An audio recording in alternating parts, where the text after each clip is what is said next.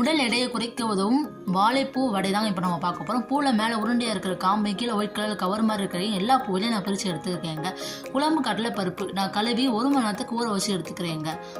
வாழைப்பூவை பாதியை நீங்கள் குட்டி குட்டியாக பொடி பொடியாக அந்த மாதிரி நறுக்கி எடுத்துக்கோங்க. பாதியை ஜாருக்கு எடுத்துக்கோங்க. குழம்பு கடலைப்பருப்பு ஊறிடுச்சுங்க. நான் பாதியை தனியாகவும் பாதியை ஜாருக்கு எடுத்துக்கிட்டேன். கடலைப்பருப்பு, வாழைப்பூ, பச்சை மிளகாய் நீங்கள் தேவையான காரத்துக்கு தேவையான அளவு எடுத்துக்கலாங்க. கருவேப்பிலை, ஜீரகம் போட்டு அரைச்சி எடுத்துக்கோங்க. கருவேப்பிலை பொடி பொடியாக நறுக்கி எடுத்துக்கோங்க. மல்லித்தலையை பொடி பொடியாக நறுக்கி எடுத்துக்கோங்க. தேவையான அளவு உப்பு, ஜீரகம், வெங்காயம் பொடி பொடியாக நறுக்கி எடுத்துருக்கேங்க. அவ்வளோதாங்க. எல்லாத்தையும் நீங்கள் ஒன்றா கலந்து மேஷ் பண்ணி எடுத்துக்கோங்க. ஆயில் ஹீட் ஆயிடுச்சுங்க. வடை பதத்துக்கு நல்லா தட்டி நான் போட்டு எடுத்துக்கிட்டேங்க. அவ்வளோதாங்க, வடை ரெடி ஆயிடுச்சு. வாழைப்பூ வடை, ஹெல்த்தியான சுவையான சூடான வாழைப்பூ வடை ரெடி ஆயிடுச்சுங்க.